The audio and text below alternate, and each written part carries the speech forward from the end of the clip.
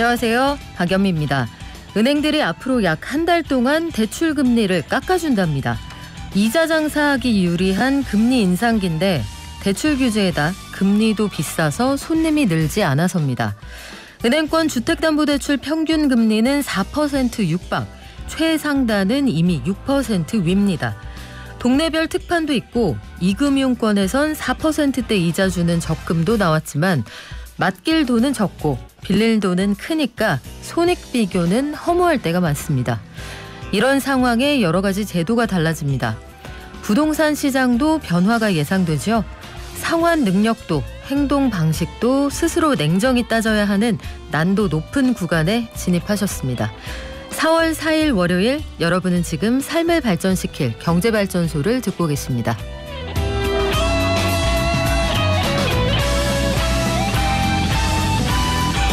윤석열 정부가 첫 총리로 노무현 정부 때 경제부총리를 지낸 한덕수 전 총리를 지명했습니다. 경제부총리 지내고 국무총리 이후에 했죠. 그리고 경제정책에 대한 한 지명자의 생각도 발표가 됐는데 어떤 얘기들을 했는지 좀 지켜보겠습니다. 인사청문회 준비 중인 한은 총재 이창용 내정자가 가계대출에 대한 부담감을 토로했다, 이런 언급이 나와 있고요. 채권시장도 반응을 했습니다. 10주 연속 상승하던 국내 주유소 휘발유 가격이 지난주에 소폭 하락했고요. 3월 우리 수출 잘했는데 무역 수지는 왜 적자를 기록했을까요? 숨겨진 사정 함께 알려드립니다. 또 이번 주에 3월 소비자 물가 동향 나옵니다. 최근 들어서 물가 때문에 여러 가지 지표가 달라진다, 이런 말씀 많이 드리게 되는데요. 2021년 회계연도 국가 결산 결과까지 주요 경제 지표들 어떤 것들 기다리고 있는지 경향신문의 박병률 기자가 전해드립니다. 오늘 증시에서는 지난주 금요일 미국 증시 그리고 오늘 우리 장 전망해 보고요. 행복발전소, 행복자산관리연구소 김현우 소장과 알아볼 건데 국민연금 보험료 7월부터 오릅니다.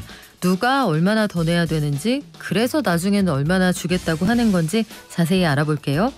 참세상 발전소에서는 시행 2달을 넘어선 중대재해기업 처벌법, 아직까지 시행된 지 얼마 안 되는데 벌써부터 개정 가능성이 언급이 된다고 합니다. 어떤 논란이 있는지 현장 상황 함께 짚어볼게요. 저희 청취율 조사 기간 시작됐습니다.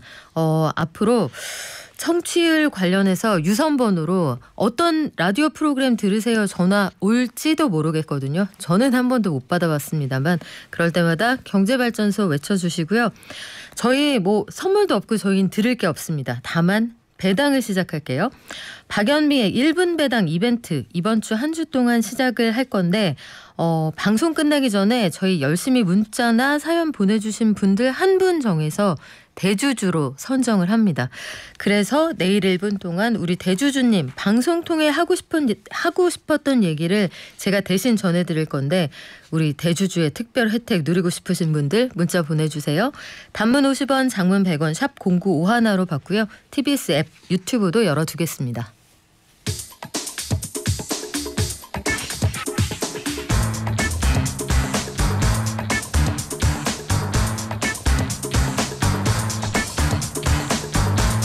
매일 아침 쏟아지는 경제뉴스 핵심만 뽑아서 알려드리는 격이 다른 경제브리핑입니다. 오늘은 경향신문의 경제부 박병률 기자가 주말 동안 들어온 주요 뉴스 전해드릴게요. 안녕하세요. 네, 안녕하세요. 자, 노무현 정부 당시에 경제부총리 지냈고 나중에 총리도 했던 한덕수 전 총리가 윤석열 정부의 첫 번째 총리로 지명이 됐습니다.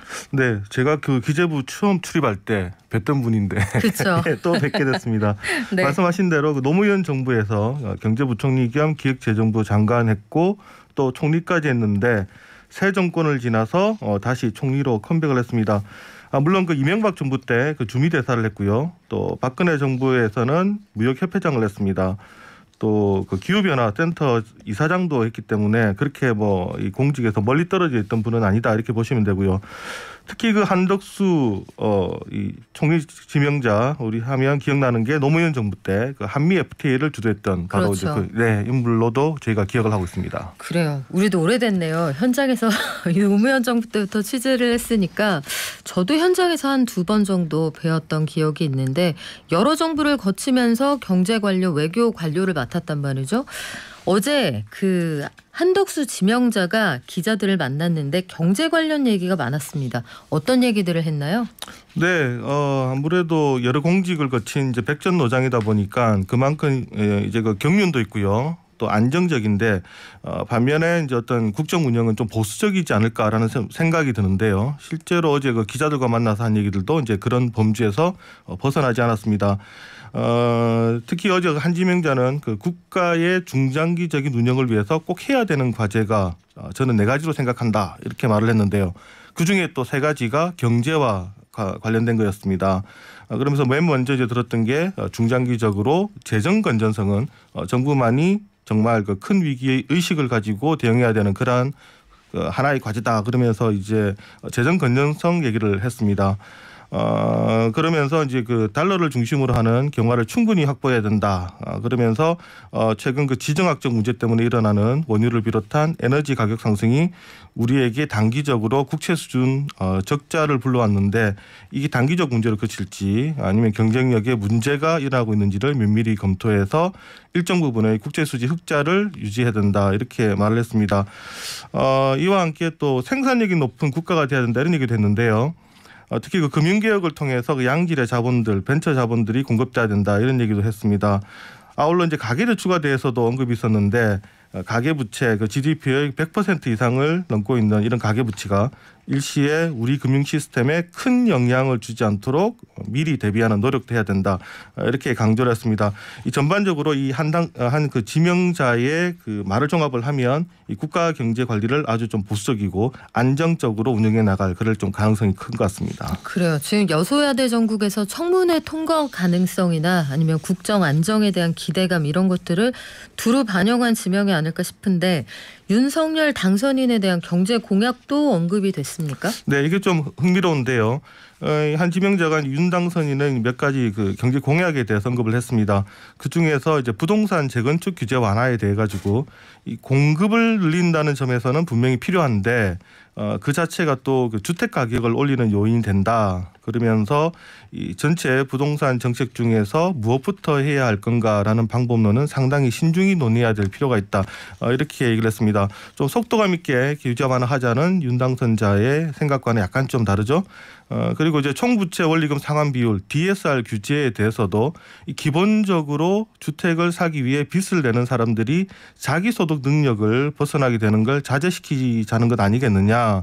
그러면서 이 완화하는 것에 대해서 좀 부정적인 의견을 또 보였습니다. 이 윤 당선인은 이 LTV 완화를 한 이후에 좀 과감한 접근과 이 발상의 전환을 해달라 이러면서 DSR 규제 완화에 대해서도 좀 손을 대달라 이런 좀 분위기를 좀 풍기는데요. 네.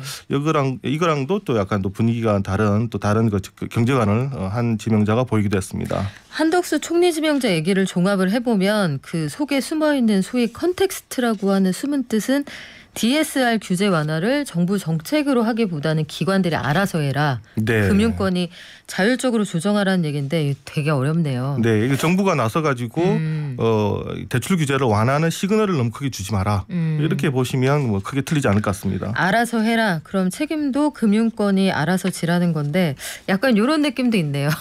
먹고 싶은 거 마음껏 시켜. 나는 짜장면. 사장님이 짜장면이라고 했을 때 다른 거 시킬 수 있을지 이거 잘 모르겠습니다.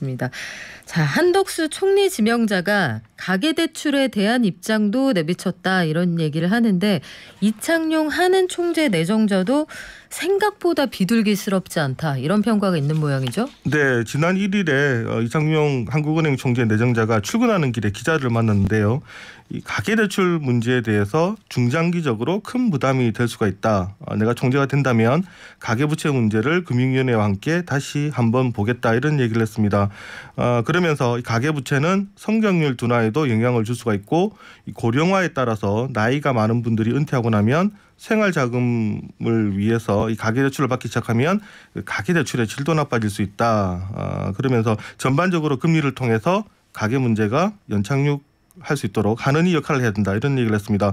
그래가지고 한은의 역할 강조를 했고요. 또 금리 얘기를 하다 보니까 이 시장에서는 이번 매파 아닌가 이제 이렇게 볼 수밖에 없을 것 같은데요. 실제로 지금 최근 보면 주택담보대출 금리가 최고 6%를 넘어서고 있죠. 이 빠르게 금리가 인상이 되고 있는데 지난 4분기 기준 보면 우리나라 전체 이제 가계빚이 보니까 지금 1,800조까지 불어나 있습니다. 우리나라 가계부채 GDP 대비 104%인데 주요 국가 중에서 가장 높은 수준입니다. 금리가 약간만 인상이 돼도 가계 경제가 흔들리고 이렇게 되면 소비가 직격탄을 받을 수가 있기 때문에 아무래도 이 한은도 지금 신경을 좀 많이 쓰고 있는 것 같습니다. 요즘에 계속 오르기만 했던 주유소의 휘발유 가격 아주 조금 떨어졌다 이런 소식도 있네요. 네, 잠시만가 좀 숨도 좀 고를 때가 있어야 될 것 같습니다. 네. 국내 주유소 휘발유 가격이 이제 10주 연속 상승세를 마치고 지난주는 이제 소폭 하락한 것으로 이렇게 집계가 됐습니다. 이 한국석유공사의 오피넷 유가정보 서비스를 보니까 3월 다섯째 주 전국 주유소 휘발유 평균 판매 가격이 전주 대비 1.9원 내린 리터당 2,000원입니다. 이 한때 배럴당 130달러 넘어섰던 이 유가가 최근에 이제 100달러대로 내려왔는데요. 이거 지난 주말 지나면서 미국이 전략 비축유 방출을 하겠다 이런 얘기도 했고요. 특히 그 중국 상하이가 코로나19로 지금 봉쇄되면서 이 어려움을 겪고 있는데요. 이러다 보니까 공급은 늘고 수요는 줄어든다는 소식 때문에 일단 유가가 상승하는 게 잠시 멈춰 있습니다. 통상 그 국내 기름값은 2주가량 그 시차를 두고 국제 석유 제품의 가격을 따라가기 때문에 이제 당분간 석유값은 그래도 크게 오르지는 않지 않을까 이렇게 보는 전망이 많고요. 또 빠르면 내일 아마 정부가 유류세도 20%에서 30%로 아마 내릴 것 같습니다. 네. 이렇게 되면 리터당 80원 정도 내려가는데 혹시 기름 넣을 일 있으신 분들 이번 주말까지 좀 버티면 그래도 한 푼이라도 싸게 휘발유든 경유든 구할 수 있을 것 같습니다. 그래요. 지금 그 과도기거든요. 유류세가 약간 더 최대폭으로 내려갈 것 같으니까 기름 남아있다 하는 분들은 그 몇만 원 말고 몇 리터씩 넣어주세요. 이게 더 현장에서는 여러 가지 팁이 됩니다. 왜 팁이 되는지는 제가 잠시 후에 행복자산관리연구소 김현우 소장하고 얘기할 때 잠깐 알려드릴게요. 3월 수출 실적도 나왔는데 수출 실적은 굉장히 좋았지만 무역 수지는 적자다. 이건 왜 그렇습니까? 네, 일단 먼저 수출부터 한번 보셔야 될 것 같은데요. 이 산자부의 자료를 보니까 3월 수출이 지난해 같은 달 대비해서 무려 18.2% 증가한 635억 달러를 기록했는데 이게 우리나라 이 역대 월간 기준 최대 규모를 기록을 한 겁니다. 무려 17개월 연속 수출이 증가를 했고요. 그중에서 또 13개월은 연속으로 두 자릿수 성장을 했습니다. 이러면 당연히 우리가 무역 수지가 흑자가 돼야 되는데 이제 문제는 에너지 수입이 너무 급증을 하다 보니까 수입이 늘어난 겁니다. 수입은 보니까 지난해 같은 달 대비 무려 27.9%가 증가를 했고요. 636억 달러 우리가 수입을 했는데 그러다 보니까 무역 수치는 1억 한 4천만 달러 정도 적자를 기록을 했습니다. 그래서 이제 무역 수지만 보면 이거 우리 위험한 것 아니냐 이렇게 뭐 보시는 분도 있습니다만 저는 일단 우리 수출이 잘 됐다라는 부분에서 그렇게까지 이렇게 걱정하실 필요는 없다 이런 말씀을 좀 드리고 싶습니다. 비록 우리 적자를 기록을 했지만 이 수출은 역대급으로 잘 됐고요. 특히 그 특정 품목이나 특정 지역 쏠림이 없었기 때문인데 우리나라는 수출로 먹고 사는 나라이기 때문에 기본적으로 수출이 잘 돼야 경기가 좀 살아납니다. 어쨌든 이 사상 최대 수출이다 보니까 국내 고용이라든가 산업 현장 분위기는 나쁘지 않을 텐데요. 오히려 나쁜 게 불황형 흑자입니다. 이 좀 단기적인 네. 호황형 적자라면 뭐 감내할 수 있을까로 생각되고요. 또 이런 이제 에너지 문제 오래 가지만 않는다면 그렇게 크게 우려하시지는 않아도 될 것 같습니다. 불황형 흑자 이거 우리가 종종 썼던 말인데 그러니까 네. 수출도 줄고 수입도 줄었는데 수입이 더 많이 줄어서 나는 그렇죠. 흑자 이게 불황형 흑자인데 네. 우리 박 기자님 보시기에는 불황형 흑자보다 호황형 적자가 낫다. 네, 일시적인. 네. 호황형 적자라는 건 우리가 어쨌든 수출 많이 하려고 수입을 하다 보니 그렇죠. 물가 상승분이 반영이 돼서 이 수입이 늘어서 적자가 났지만 수출 잘하려고 내는 적자다. 그렇죠. 우리가 가장 겁냈던 게 2014년, 15년, 16년 때였죠. 그렇죠. 대표적인 불황형 흑자. 경상수직자가 뭐 몇 개월 연속 되는데 기자들이 계속 네. 걱정된다라고 써서 당시에 정부에서 아유 칭찬 좀 해줬으면 좋겠다 이런 얘기했던 기억도 나네요. 네, 이게 전반적으로 산업 규모가 축소가 되기 때문에 네. 결국 우리나라 산업에는 좋지 않는 거죠. 그래요. 이번 주 한 주 시작되는데 주목할 만한 경제 지표가 제법 나오죠? 네, 내일입니다. 통계청이 3월 소비자 물가 동향을 발표를 하는데요. 제 생각에 소비자 물가 상승률 4% 넘어설 것 같습니다. 예, 지금 3.7, 3.8 네. 우리가 계속 몇 달간 왔는데 하지만 그 최근에 우크라이나 사태로 국제 유가와 곡물 가격이 급등한 점을 고려를 하면 아마 4% 넘어가지 않을까 생각이 되고요. 정부도 지금 그럴 것 같아 이런 뉘앙스를 보이고 있습니다. 그러다 보니까 아마 내일 정부가 유류세 인하 조치 그리고 할당 관세 적용 대상을 확대하는 방안을 발표할 가능성이 큽니다. 그리고 또 이제 내일 2021년 회계연도 국가결산 결과를 발표를 하는데요. 이 국가결산은 지난해 그 자산과 부채 등 우리나라 그 재무제표를 확정하는 그런 절차입니다. 재정수지와 국가채무 등 이런 관련된 지표를 확인할 수가 있고요.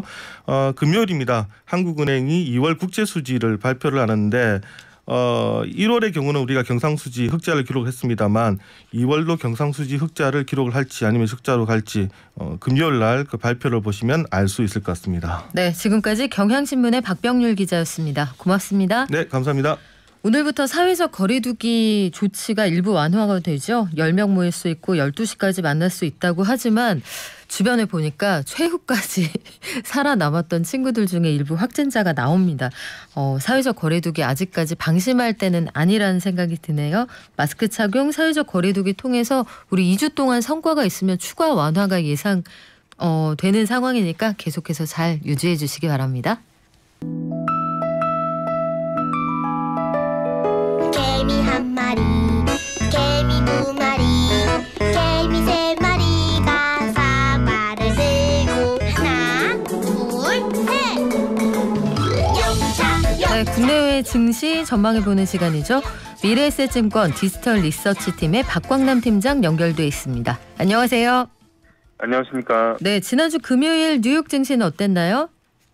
예, 일단 미국 증시는 견조한 3월 고용 결과에 힘입어서 상승으로 마감을 했고요. 3월 고용이 시장 예상을 하회하긴 했지만 실업률이라든지 고용시장 참가율, 직전 2개월 고용지표 상향 등 질적인 변화에 주목을 좀 했다라고 보시면 좋을 것 같습니다. 특히 고용시장으로 복귀하는 근로자들이 좀 많아지고 있어 이 타이트한 미국의 고용시장 해소가 기여될 것으로 좀 전망이 되고요. 이는 고용주의 임금 인상에 대한 부담 감소로 이어지면서 인플레 압력을 낮추는 데 기여할 것으로 기대가 되면서 투자 심리에도 긍정적으로 작용을 했고요. 다만 경기 침체 신호로 받아들여지고 있는 장단기 금리 차가 2019년 8월 이후 2년 만에 역전되면서 이에 대한 논쟁은 좀 뜨거워지고 있는 상황이라는 점도 주목해 주시면 좋을 것 같습니다. 그렇군요. 장단기 금리차. 국채 시장에서 장단기 금리차가 역전됐어요. 이게 경기 침체의 선행지표라고 합니다. 이런 거 가지고 논란이 많다 말씀을 드렸었는데 지난주 금요일에 잠깐 말씀하신 고용지표 또 미국의 제조업 지표가 나왔습니다. 실제 실물 경기가 어떤가요? 예, 일단 금요일에 발표된 3월의 미국 고용지표는 43.1만 개 증가하면서 시장 예상치는 소폭 하회를 하기는 했습니다. 하지만 앞서 언급을 드린 것처럼 실업률이라든지 고용시장 참가율 등 질적 지표들의 개선이 되면서 평가는 고용시장의 견조한 회복세가 지속되고 있다라는 평가를 좀 받았고요. 특히 11개월 연속 40만 개 이상의 일자리가 창출됐는데요. 이는 1939년 이래 가장 긴 성장세라고 보시면 좋을 것 같습니다.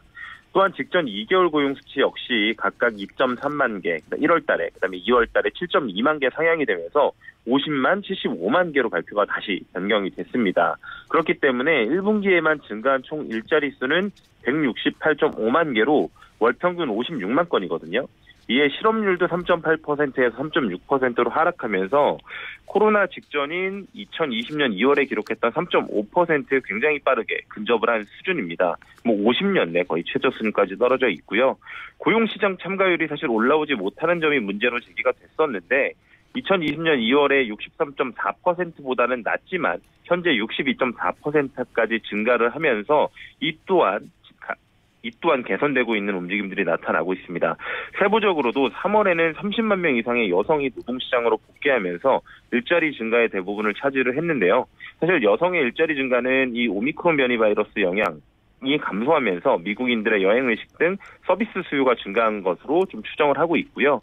물론 16세 이상의 여성 노동력이 팬데믹 이전 수준을 아직까지 회복을 못했지만 남성 노동력은 완전히 회복한 수준이라는 것을 고려를 했을 때 여성 노동력도 점차 남성과 마찬가지로 예년 수준을 회복해 줄 것이라고 좀 기대를 하고 있습니다. 다만 아직까지는 임금 상승률이 좀 지속되고 있다라는 점은 좀 지켜봐야 될 것 같은데 그래도 최근 6개월간 평균 임금 상승률보다는 낮아졌다는 점도 한번 고려를 해볼 필요가 있습니다. 또한 개선된 고용과는 다르게 ISM 제조업 지표는 예상치를 조금 하회하기는 했습니다. 57.1로 발표가 됐고요. 2020년 9월 이후 최저치입니다. 세부 지표에서 고용 지표는 개선이 됐는데 나머지는 그다지 양호하지는 않았던 상황이었고 신규 주문 생산은 하락했고 물가 지표는 여전히 상승하는 모습이었거든요.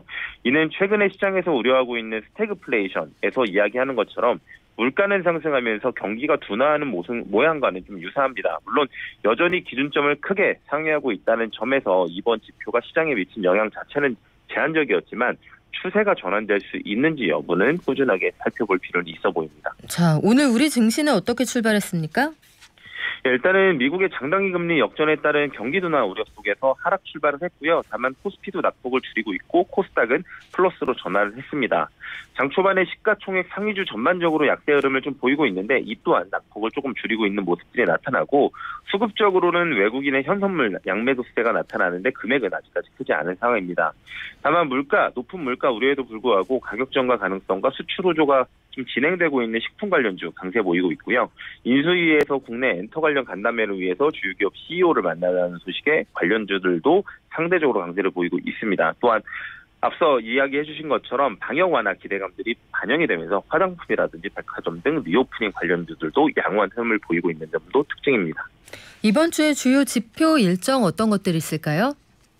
예, 이번 주는 FOMC 의사록과 역시나 실물 지표에 주목을 하셔야 될 것 같습니다. 월요일 2월, 오늘이죠. 2월 제조업 수주, 내구재 주문이 예정이 되어 있고요.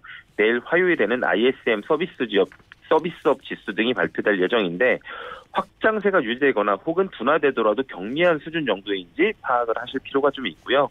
그다음에 수요일에 FOMC 의사록 발표가 예정이 되어 있는데 최근 주요 연준 위원들이 매파적인 발언을 이미 이어가고 있다는 점에서 결과 또한 매파적일 가능성이 높습니다. 이는 이미 시장에 일정 부분 반영이 됐기 때문에 결과 자체에 대해서는 크게 의미를 둘 것 같지는 않습니다. 다만 매파적인 발언보다는 양적 긴축에 대한 논의가 어느 방향으로 진행되고 있는지 어느 수준으로 진행됐는지 여부는 체크하실 필요가 있고요. 그 이후에는 목요일에 삼성전자 잠정 실적 발표를 시작으로 시장이 아마 본격적인 실적 시즌으로 관심을 옮겨갈 것으로 좀 전망이 되는 상황이기 때문에 이후에는 기업 실적에 주목을 하셔야 될 필요가 있고 마지막으로 금요일에는 USDA 농산물 수급 전망 보고서가 예정이 되어 있습니다. 최근에 시정적 우려가 장기화가 되면서 이 농산물 가격도 굉장히 급변동이 있는 상황이기 때문에 수급 현황이 어떻게 되는지도 확인해 보시면 좋을 거라고 보입니다. 그래요. 우크라이나 지금 전쟁 상황 때문에 1분기에 수확한 곡식의 양 지난해하고 비교를 하면 4분의 1 수준까지 줄어들어 있다고 합니다. 미래에셋증권 디지털 리서치 팀의 박광남 팀장과 함께했습니다. 고맙습니다. 감사합니다.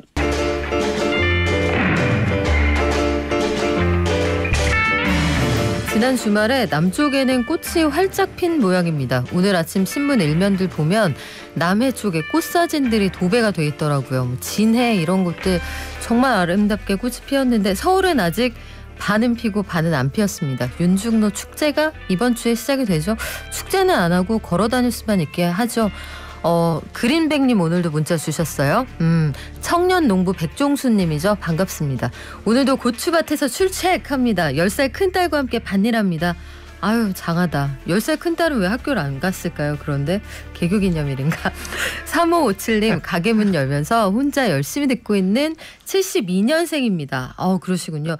드라마보다 시사 프로가 정말 재밌고 귀에 착착 붙어요. 저희 말씀하시는 건가요? 청취율 조사 전화 오면 당연히 경제발전소 박연미입니다 할 거예요. 제 사연도 몇 번 나왔어요. 발전하셨는데 우리 식구시군요. 가게 문 여신다고 하는 거 보니까 자영업 하시나 봐요. 최근에 많이 힘드셨을 텐데 그래요. 힘내시고 저희 항상 함께 하겠습니다. 저희가 1분 배당 이번 주에 한다고 말씀을 드렸더니 대관절 그 1분 배당이라는 게 뭐냐, 어떻게 하는 거냐, 그거 하면 나한테 뭐가 좋으냐, 뭐가 좋은지 제가 알려드릴게요. 지금 상황으로. 상암동에서 오신 김현우 씨 지금 스튜디오에 나와 있거든요. 김현우 씨 좋은 일 있으시다면서요? 네, 제가 드디어 네. 다이어트에 성공을 해서 체중이 무려 2kg나 빠졌습니다. 정말이죠? 네. 문자로만 봤으면 확 믿었을 텐데. 그래요. 그렇다고 합니다. 예. 축하드립니다, 네, 여러분. 감사합니다. 김현우 소장님 다이어트 성공. 네. 이런 것들 저희가 읽어드리겠다. 자랑하고 싶은 거, 화나는 거, 일러 바치고 싶은 거 1분을 그날에 한 분에게 드리겠다. 이런 말씀이거든요. 우리 경제발전소 대주주들 사연 하고 싶은 얘기 많이 많이 올려주세요. 자, 오늘 김현우 소장님은 네. 즐거운 마음으로 시작을 했는데 우리 돈 나갈 일이 좀 늘어날 것 같아요.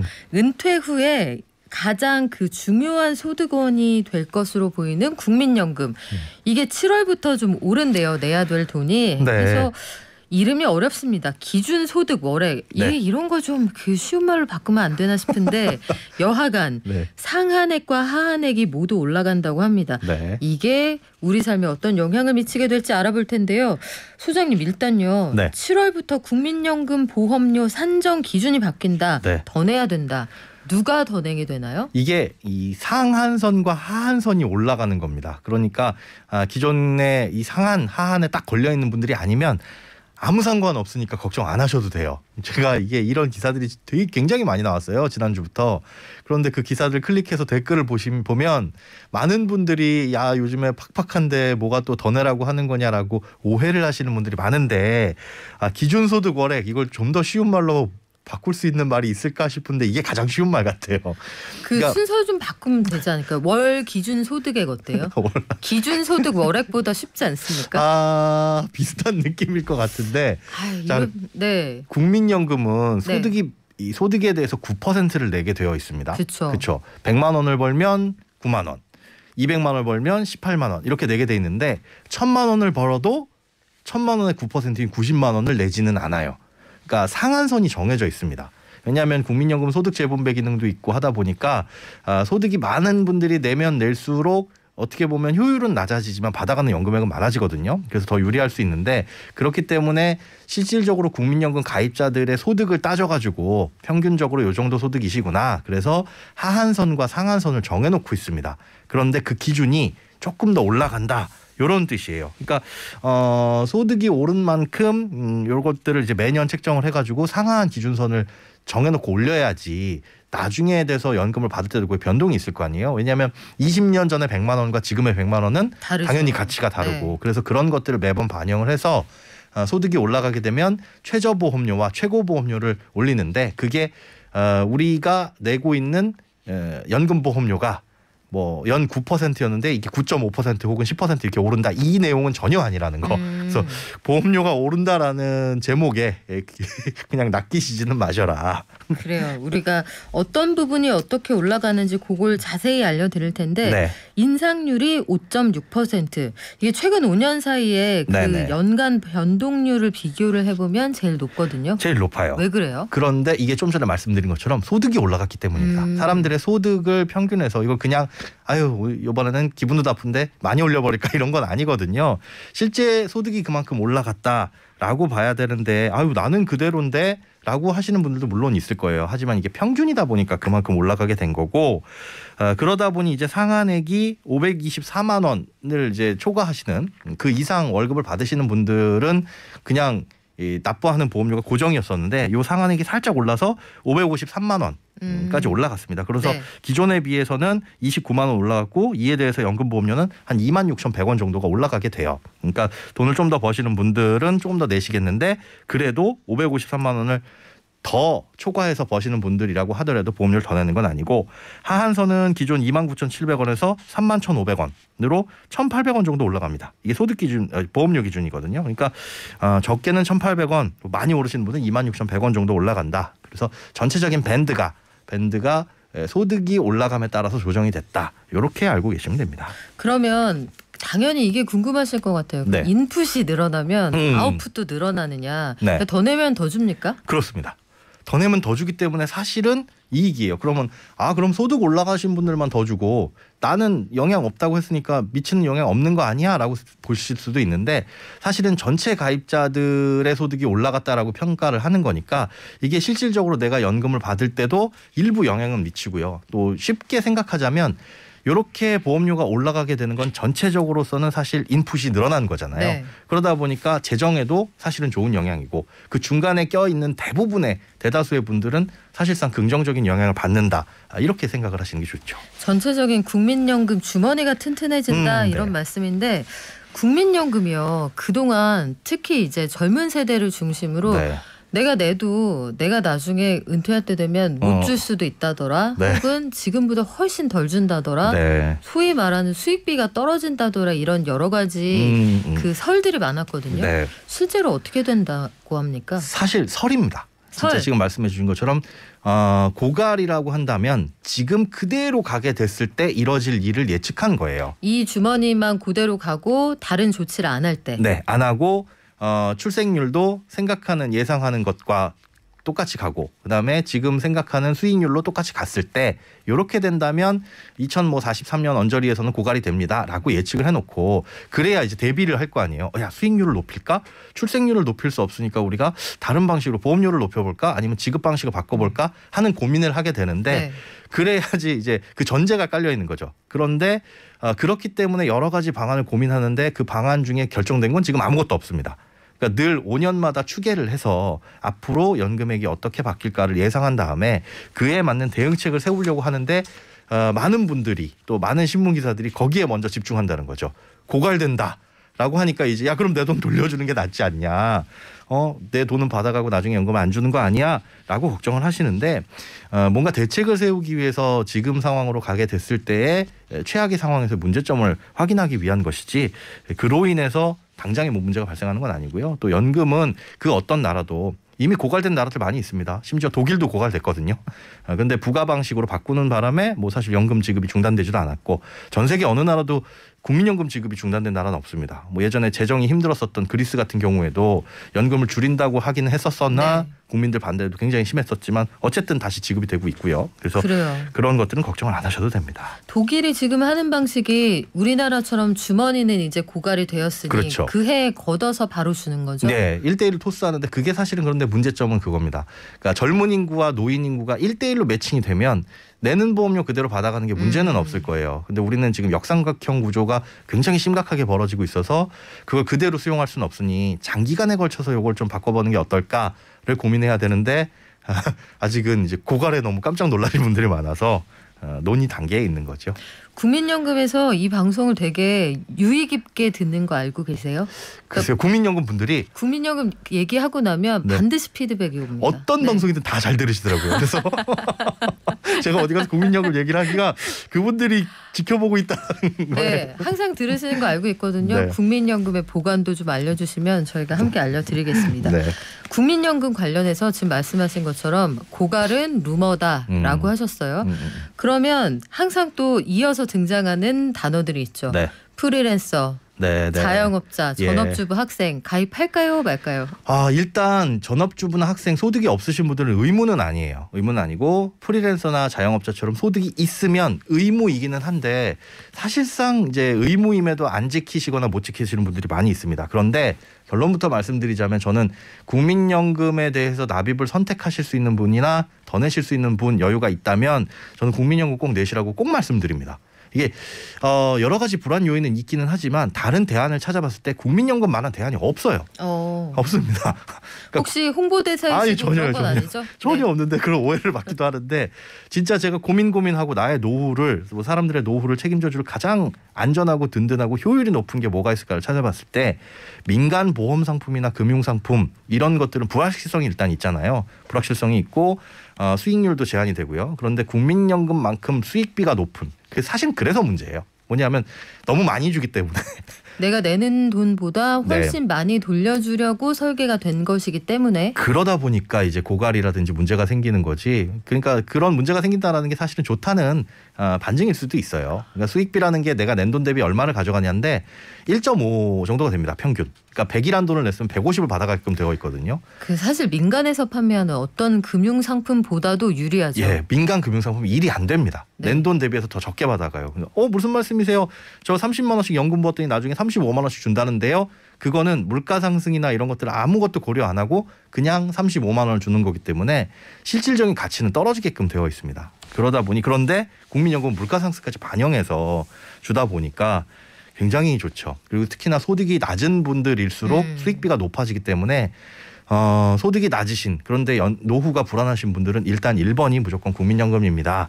라고 말씀을 드린 편입니다. 그래요. 그리고 사실 실제로 현장에서 보면 이게 임의 가입이라고 해서 네. 반드시 가입 안 해도 되는 소득이 없는 걸로 잡혀있는 분들도 본인이 굳이 내겠다고 해서 내는 분들이 많은데요. 그렇죠. 그런 분들이 주로 소득이 많은 사람들이 모여 사는 동네에 맞아요. 많이 모여 있습니다. 소위 몇 년 전에 우리 강남연금이다 그런 얘기도 있었잖아요. 네, 거기에 이제 소득이 없는 주부분들이나 아니면 학생들 만 18세가 되면 국민연금 가입할 수 있거든요.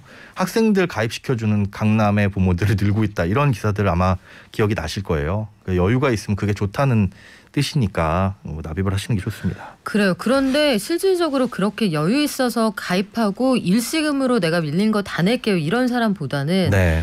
지금 같은 경제 상황에서는 국민연금 도저히 내가 이 형편상 더 이상 못 내겠다 하는 분들이 더 많을 수 있거든요. 그렇죠. 이럴 때는 혹시 이거 잠깐 중단할 수 있는 방법이 없나요? 사실은 자영업자분들이나 프리랜서 같은 분들 같은 경우는 중단하거나 보험료를 낮춰서 낼 수 있는 방법이 있기는 합니다.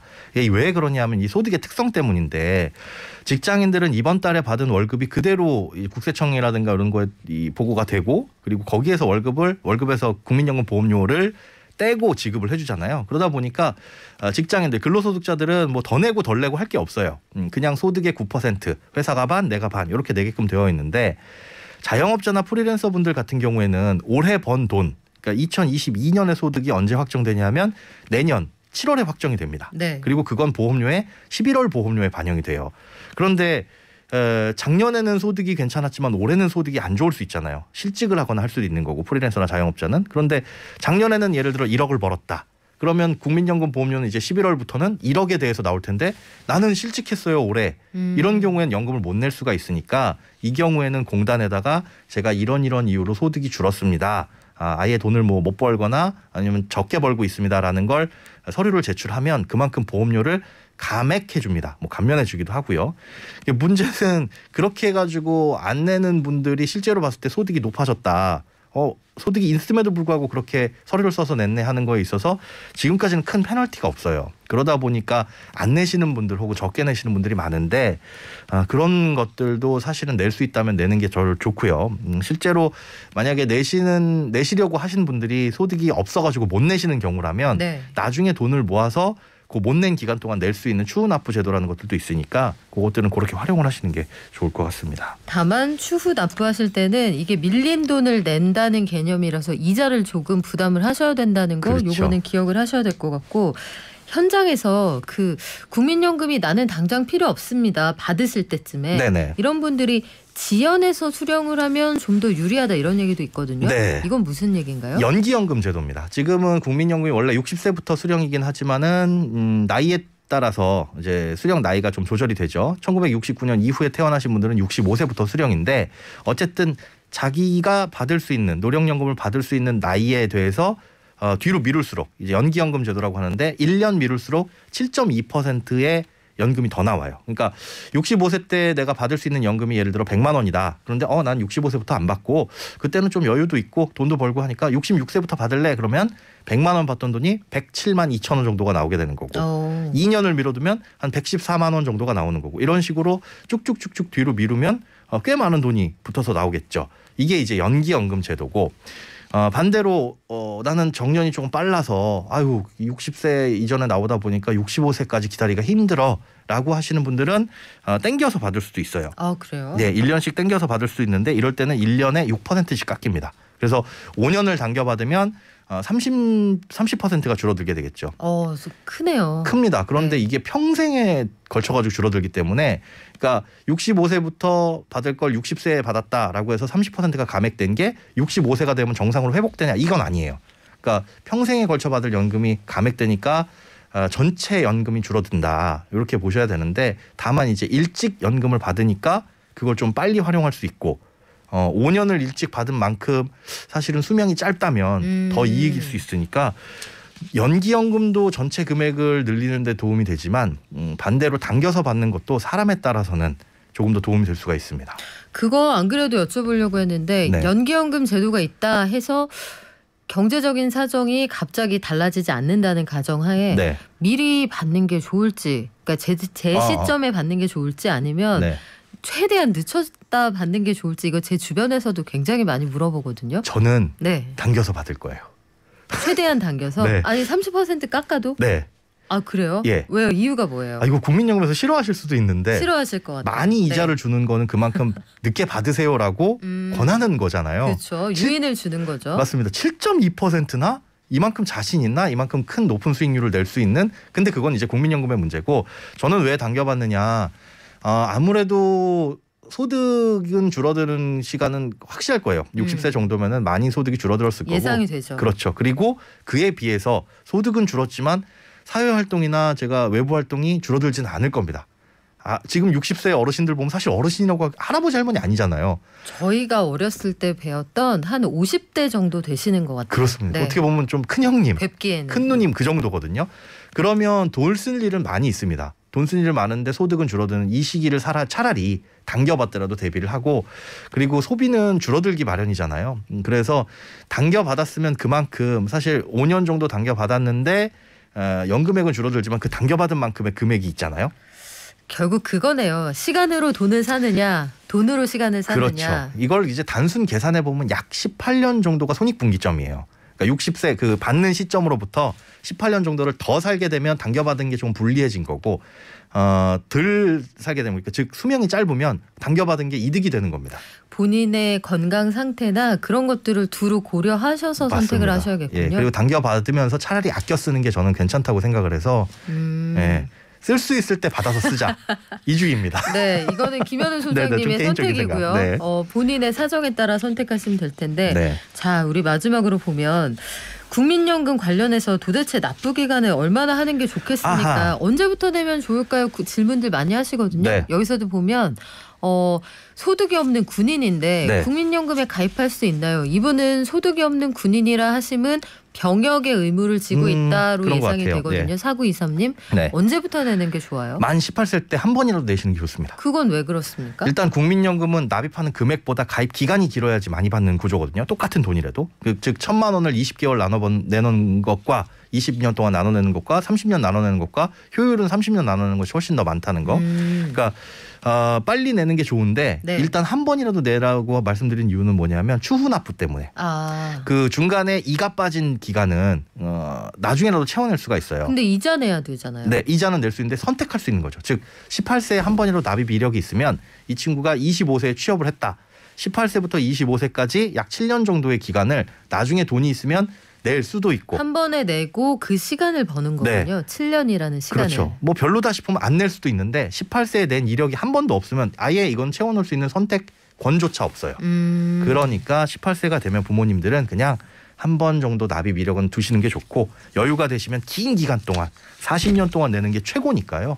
조금이라도 조금씩으로 내는 게 사실은 가장 많은 연금을 받는 방법입니다. 그렇네요. 40년을 그냥 혼자 채우기가 쉽지 않으니까. 그렇죠. 그래요. 우리 딱 한 번씩만 내주는 걸로 대학 입학 기념으로. 네. 그래요. 고맙습니다. 지금까지 행복자산관리연구소의 김현우 소장이었습니다. 감사합니다. 네, 고맙습니다. 말하지 않아도 알아요. 눈빛만 보아도 알아. 그냥 연미전미 들어봐도 역시 경제발전소 박연미입니다. 마음속에 있다는 거.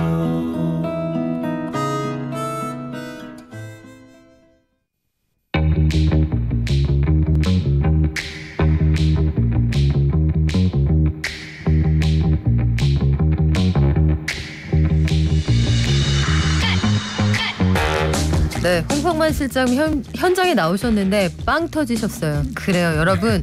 청취율 조사 왜 이렇게 자주 하냐고요? 저도 모르겠습니다. 147 11월에 하는데 뭐 중간고사 같은 걸까요? 늘 저희는 여러분의 관심과 사랑이 필요합니다. 유선전화 번호 무조건 차단. 요즘엔 좀 받아주셔야 돼요. 현장의 참세상 연구소의 홍성만 실장님 나오셨는데 오늘은 주제가 좀 무겁습니다. 중대재해기업처벌법. 본격적으로 시행된 게 1월 27일인데 그 이후에 우리 산업 현장은 좀 달라졌을까요? 앞으로는 어떻게 될까요? 홍 실장님께 한번 들어볼게요. 홍 실장님, 우리 네. 이 법이 되게 중요하다. 만들어진 배경이 만만치 않다라고 했었는데 네, 그렇습니다. 제정한 배경이 있죠? 네, 뭐 다른 무엇보다 이제 산업 현장에서 그 사업주나 이제 경영 책임자 등이 안전이나 보건 의무를 다하지 않아서 인명사고와 같은 이제 중대재해가 발생할 경우에 이들은 이제 처벌할 수 있는 법을 만든 건데요. 이 법은 이제 기업이 사전에 안전보건 조치를 강화하고 이 보건 그 관리 체계를 구축하도록 해서 노동자와 시민의 중대재해를 예방하기 위한 목적으로 제정됐습니다. 그래요. 그래서 지난해 1월 8일에 국회 본회의를 통과했지만 유예기간 뒀다가 올해 1월부터 적용이 됐잖아요. 네네, 그렇죠. 그런데 중대재해기업처벌법 이거 시행한 지 2달 조금 넘은 것 같은데 네. 벌써부터 논란이 되는 이유는 뭡니까? 네, 무엇보다 이제 경영계에서는 이 그 법 제정 전과 그 이후에도 줄곧 이제 그 경영 책임자의 안전 보건 확보 의무가 다소 모호하다. 이런 이제 점을 내세우면서 이 법과 시행령 개정을 좀 요구해 왔는데요. 새 정부 출범을 앞두고서 그 지난 3월 24일 날 고용노동부가 그 대통령직 인수위원회 업무 보고를 하면서 법 시행은 이제 얼마 되지 않아서 법률 개정 자체는 좀 어려운데 노사 간의 좀 의견 수렴을 거쳐서 시행령 개정은 가능하다고 밝히면서 이게 좀 상당히 좀 논란이 좀 되고 있습니다. 이렇게 되면서 이제 노동계에서는 또 이제 아주 뜨겁게 좀 반발하고 있는 그런 상황인데요.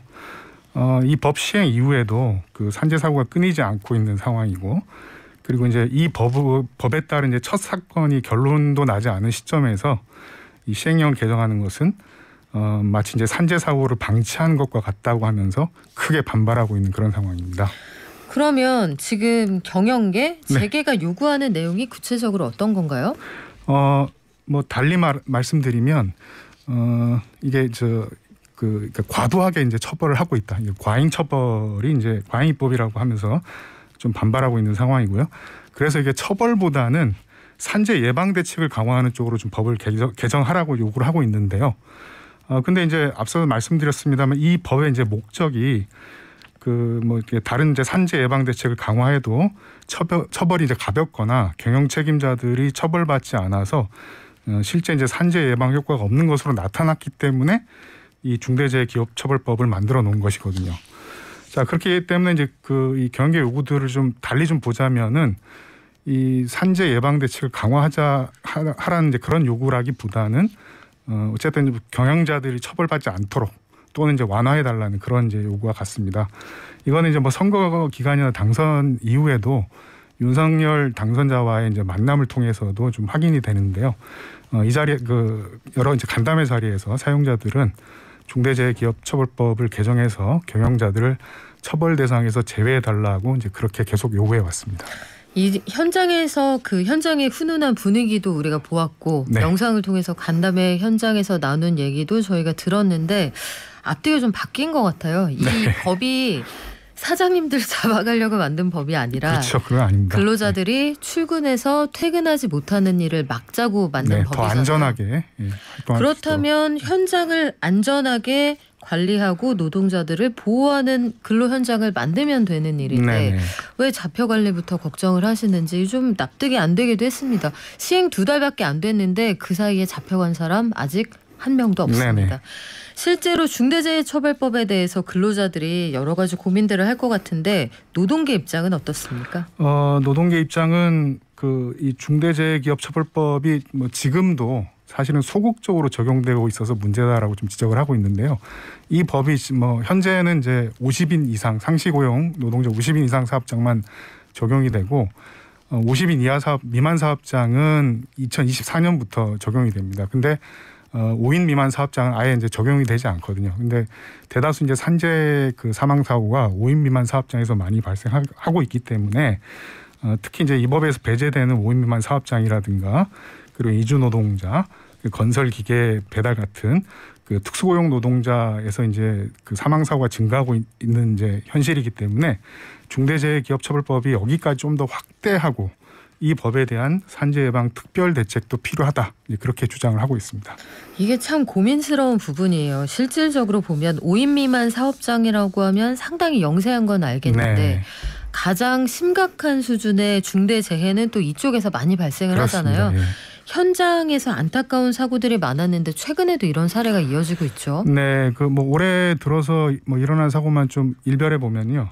뭐 이 법 적용 바로 직전이긴 합니다만 지난 1월 11일 광주 그 현대산업개발 아파트 붕괴 사고로 그 6분의 노동자들이 돌아가셨고 그다음에 불과 이제 이틀 전에 그 현대중공업 그 울산조선소에서 협력업체 노동자, 그러니까 비정규직 노동자가 네.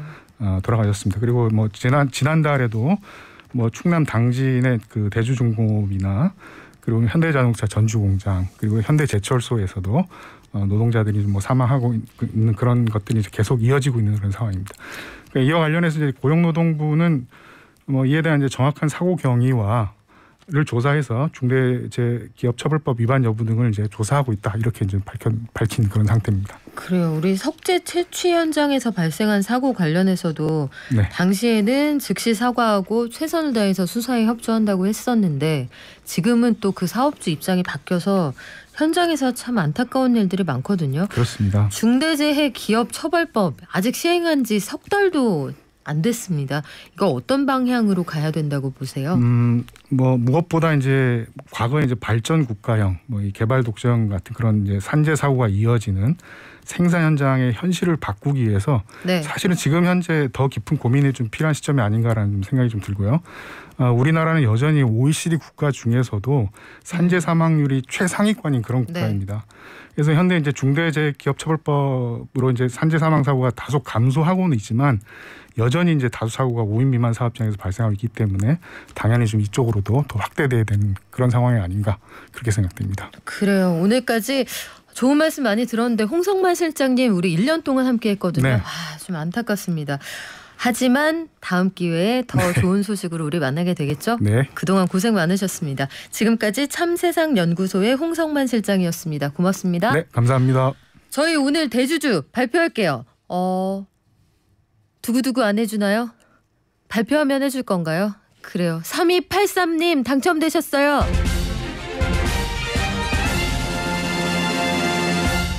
3283님 저희가 내일 1분을 당신께 드리겠습니다. 저희를 통해서 전하고 싶은 말씀이 있으시면 꼭 남겨주세요. 요거 날이면 날마다 오는 기회가 아닙니다. 그리고요 꼭 전해드릴 말이 하나 더 있거든요. 잠시 후부터 라쿠카라차 김기욱 김혜지입니다가 이어집니다. 저희 내일은 좀 요 멘트를 바꿔볼게요. 차와 사람에 관한 모든 것 라쿠카라차도 많이 들어주세요. 저희 내일 올게요. 발전